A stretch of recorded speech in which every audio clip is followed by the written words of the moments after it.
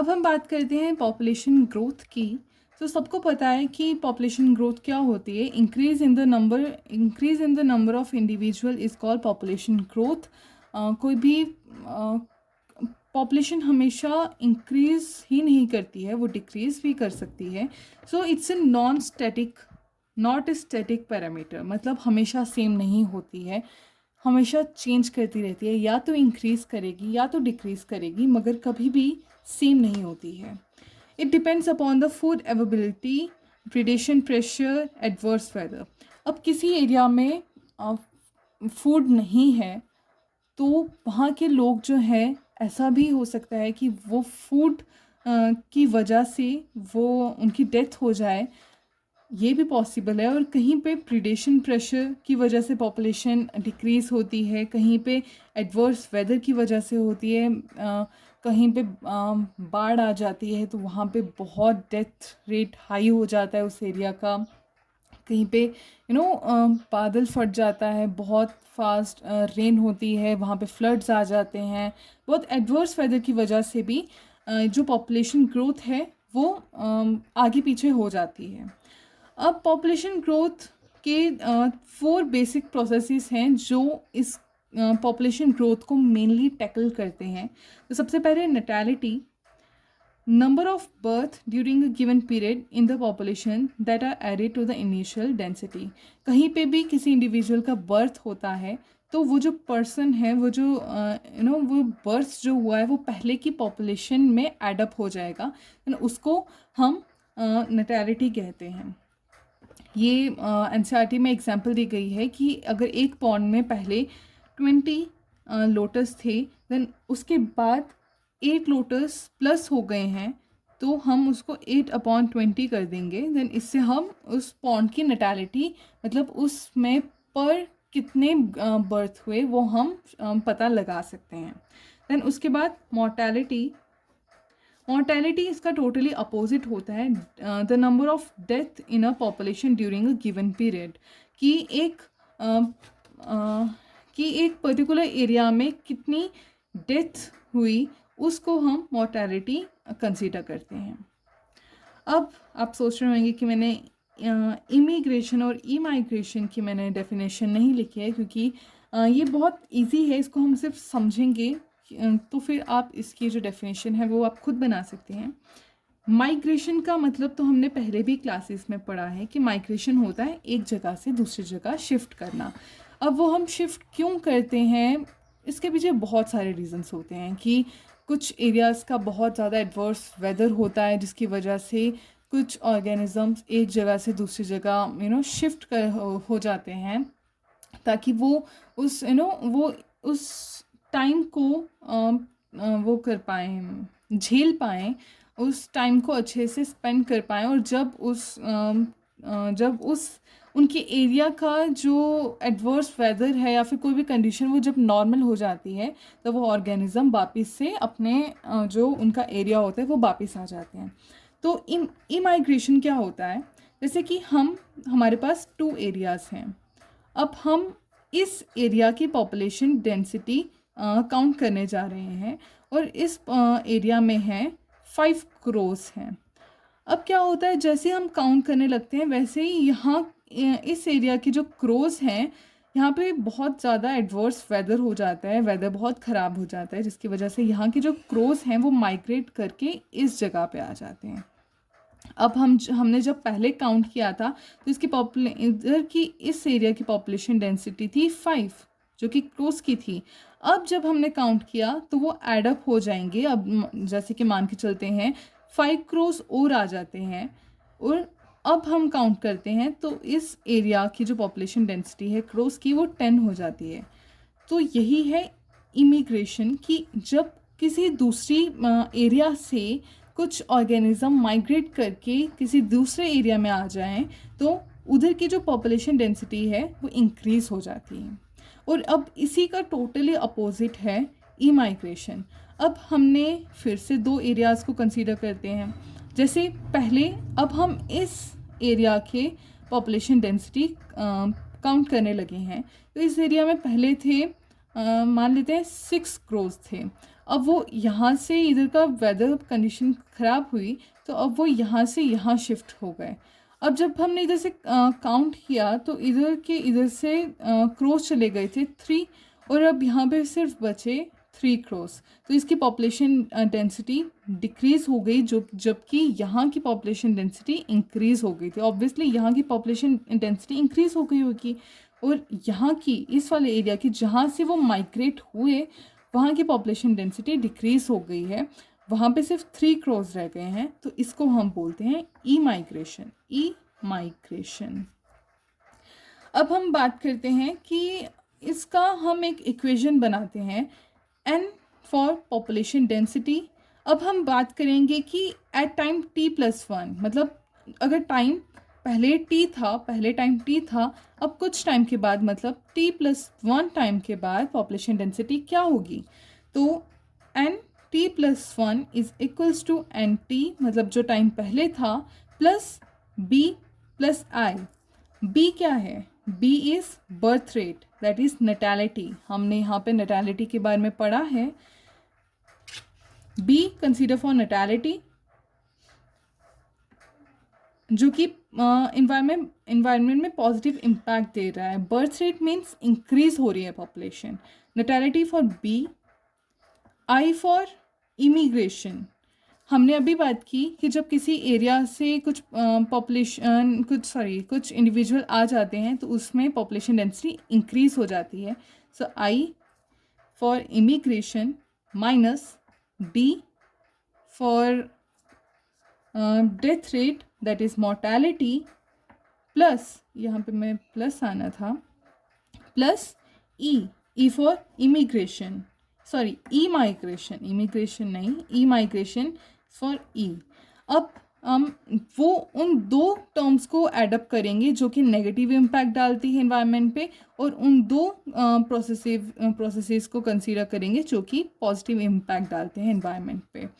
इन सबको मिला के हम पॉपुलेशन डेंसिटी किसी भी एरिया की निकाल सकते हैं। अगर हमें ये सारी टर्म्स एंड कंडीशंस पता होंगी तो हम किसी भी एरिया की पॉपुलेशन डेंसिटी बहुत ही ज़्यादा इजीली हम निकाल सकते हैं।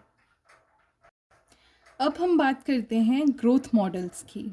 ग्रोथ मॉडल्स 2 टाइप के होते हैं कि ग्रोथ किस किस बेसिस पर हो रही है। किसी जगह पे ग्रोथ बहुत ज़्यादा फास्ट होती है, किसी एरियाज़ में कम होती है ग्रोथ, और उसके पीछे रीज़न क्या होता है वो हम एक ग्रोथ मॉडल के ज़रिए से हम बता सकते हैं। एक्सपोनेंशियल ग्रोथ होती है और सेकंड होती है लॉजिस्टिक ग्रोथ। हम सबसे पहले पढ़ते हैं एक्सपोनेंशियल ग्रोथ क्या होती है। एक्सपोनेंशियल ग्रोथ होती है वो ग्रोथ जब एक एरिया में पॉपुलेशन इंक्रीज करती है जब उन्हें अनलिमिटेड रिसोर्सेज प्रोवाइड किए जा सकते हैं। मीन्स अनलिमिटेड फूड है, अनलिमिटेड शेल्टर है, फूड, अनलिमिटेड शेल्टर, वाटर, किसी भी चीज़ की जब कोई कमी नहीं होगी एंड तब वो पॉपुलेशन ग्रो करेगी, देन उस ग्रोथ को हम बोलेंगे एक्सपोनेंशियल ग्रोथ। हम सबको पता है कि अभी के टाइम हर चीज़ लिमिटेड है, वाटर लिमिटेड है, तभी तो कहा जाता है सेव वाटर। हर चीज़ लिमिटेड है, हमारे पास इतना एरिया नहीं है, हमारे पास इतना फूड नहीं है, हमारे पास वाटर लिमिटेड वे में प्रेजेंट है। तो ह्यूमंस के केस में एक्सपोनेंशियल ग्रोथ नहीं देखी जा सकती है। देखिए जैसे इतना एरिया है, अब उस एरिया को अनलिमिटेड फूड प्रोवाइड किया जा रहा है, अनलिमिटेड वाटर प्रोवाइड किया जा रहा है, अनलिमिटेड शेल्टर है लोगों के पास। तो ऑब्वियसली कुछ टाइम बाद जब हम देखेंगे उस एरिया में उस पॉपुलेशन को देखेंगे तो वो पॉपुलेशन इतनी एक्सपांड कर गई होगी, क्योंकि जब उनके पास कोई रोक टोक ही नहीं है, जब उनको कोई रोक ही नहीं है किसी चीज़ की, तो ऑब्वियसली वो ग्रो तो करेंगे ही।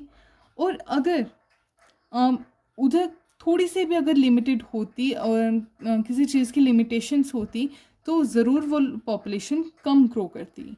अब हम सबको पता है कि रिसोर्सेज बहुत कम है, इसलिए तो इंडिया की पॉपुलेशन बहुत ज़्यादा है एज़ कम्पेयर टू एरिया के मुताबिक बहुत ज़्यादा इंडिया की पॉपुलेशन है। और ये जो एक्सपोनेंशियल ग्रोथ है ये सबसे पहले डार्विन सर ने देखी थी और इन्होंने ही इसके बारे में बताया भी था सबको। अब जैसे कि मैंने पहले आपको बताया कि एक्सपोनेंशियल ग्रोथ जो है वो ह्यूमंस के केस में नहीं देखी जा सकती है क्योंकि हमारे पास हर चीज़ लिमिटेड अमाउंट में है। मगर वहीं अगर हमने देखा है लेबॉर्ट्री में, अगर एक चाइना डिश में है हम थोड़ा सा भी नाइट्रोजन डालें तो एक ही टाइम पर कितने सारे बैक्टीरिया ग्रो कर जाते हैं। मीन्स उन बैक्टीरियाज के पास जो रिसोर्सेज हैं वो अनलिमिटेड हैं। हम थोड़ा और नाइट्रोजन डालेंगे वो और ग्रो कर जाएंगे और वो ग्रो करने की उनकी कैपेसिटी भी बहुत ज़्यादा होती है। तो जो एक्सपोनेंशियल ग्रोथ है वो बैक्टीरिया के केस में देखा जाता है। BACT बैक्टीरिया के केस में हम एक्सपोनेंशियल ग्रोथ देखते हैं। अब हम इसके इक्वेशन पे आते हैं, एक्सपोनेंशियल ग्रोथ के इक्वेशन पे आते हैं। B is for birth rate per capita. ध्यान रखिएगा B बर्थ रेट नहीं है, ये सिर्फ बर्थ रेट पर कैपिटा है। D consider for death rate per capita. अब हम देखते हैं कि change in population density with respect to time. dN/dt is equals to B minus T। देखिए ये ज़रूरी नहीं है कि हमेशा पॉपुलेशन इंक्रीज़ हो, पॉपुलेशन डिक्रीज़ भी होती है, मगर हम कॉमनली हम कंसीडर करते हैं कि B माइनस T जो है वो इंक्रीज़ कर रहा है। मीन्स बर्थ रेट ज़्यादा है as comparison to death rate. Death rate कम है, मगर ऐसा ज़रूरी नहीं है, कभी डेथ रेट भी ज़्यादा हो सकता है, बर्थ रेट भी कम हो सकता है। अब हम देखते हैं B minus D is equal to R।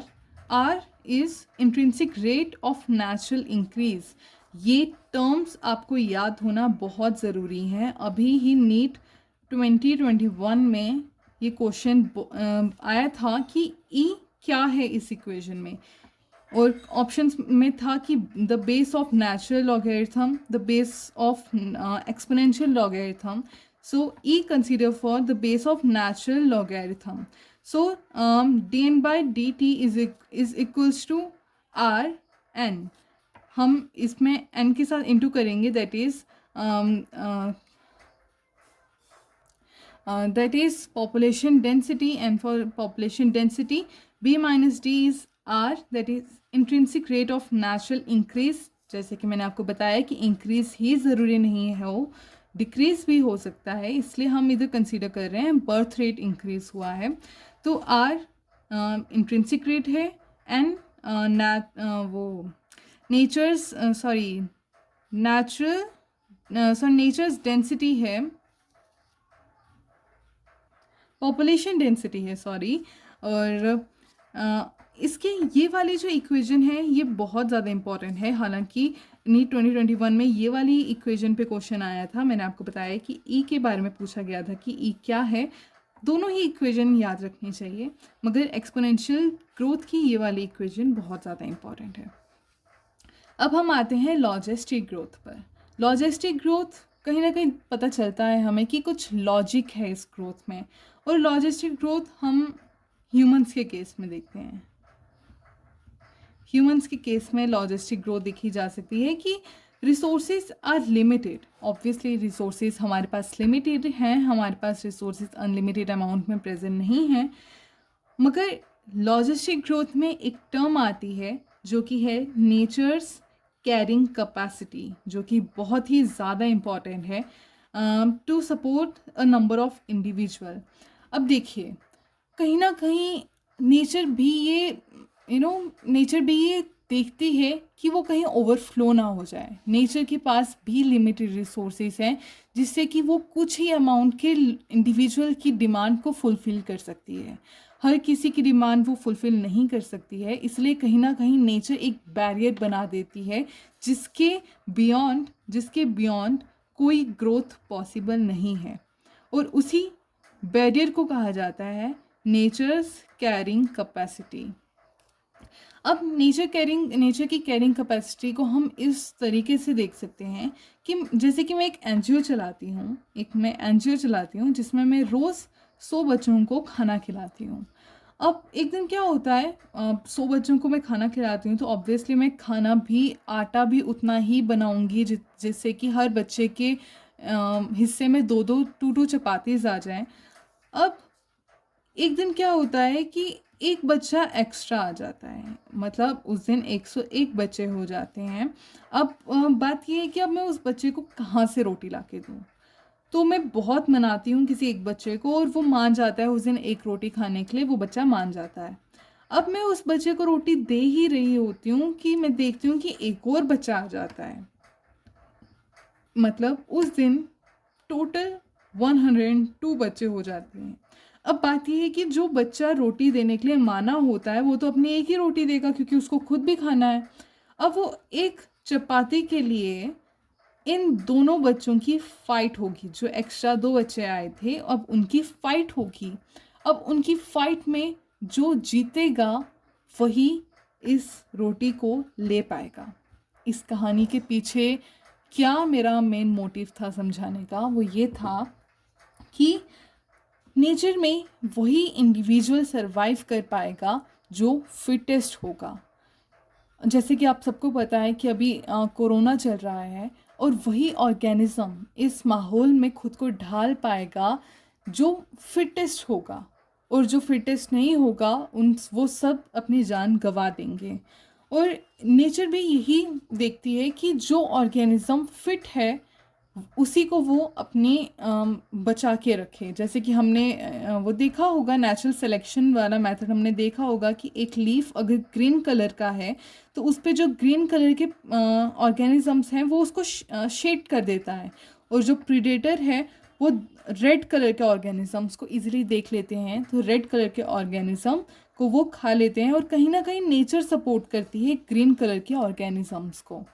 तो वही देखा जाता है कि नेचर भी उन्हीं ऑर्गेनिज्म को सपोर्ट करती है जिसको उसको लगता है कि ये आगे जाके इजीली रिप्रोड्यूस कर पाएंगे, वो आगे जाके कोई भी माहौल आए वो खुद को उस इन्वायरमेंट में ढाल पाएंगे।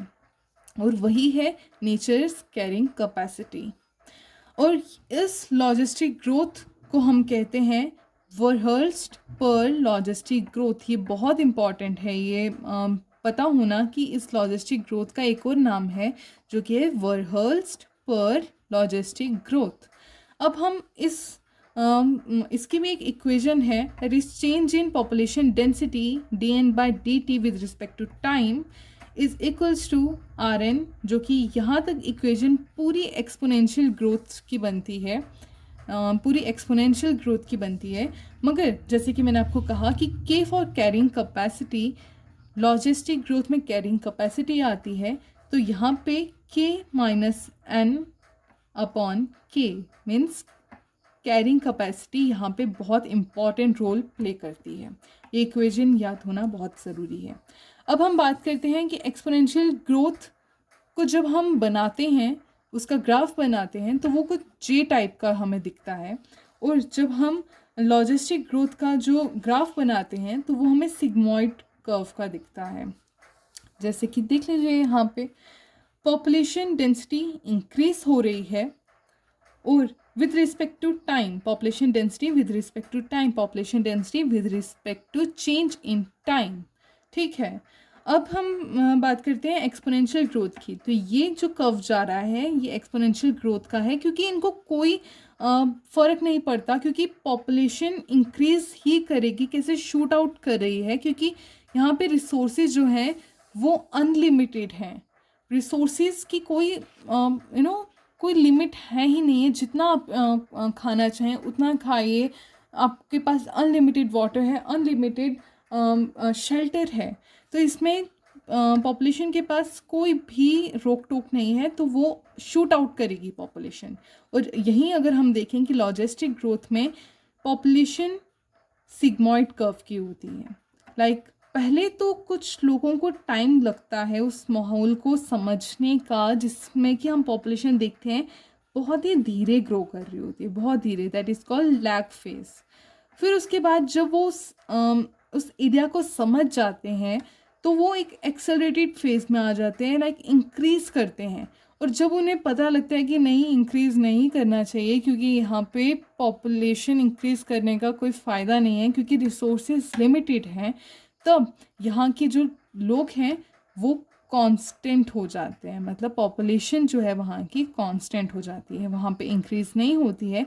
वो नेचर की कैरिंग कैपेसिटी को कंसीडर करके पॉपुलेशन बढ़ाते हैं अपने आगे। यहाँ पे आके पॉपुलेशन डेंसिटी कांस्टेंट हो जाती है कैरिंग कैपेसिटी को ध्यान में रख के। और यहाँ की इक्वेशन ये लिखी हुई है, ये क्वेश्चन बहुत बार बोर्ड में आया है कि ये वाला कर्व को वो ए लिख देते हैं, इस कर्व को वो बी लिख देते हैं कि बी कंसीडर फॉर ऑप्शंस में आ जाता है, ए कंसीडर फॉर व्हाट। सो ये सब था पॉपुलेशन के बारे में। ये जो मेरा आज का पूरा लेक्चर था, इसमें हमने पॉपुलेशन ग्रोथ के बारे में पढ़ा, पॉपुलेशन डेंसिटी के बारे में पढ़ा,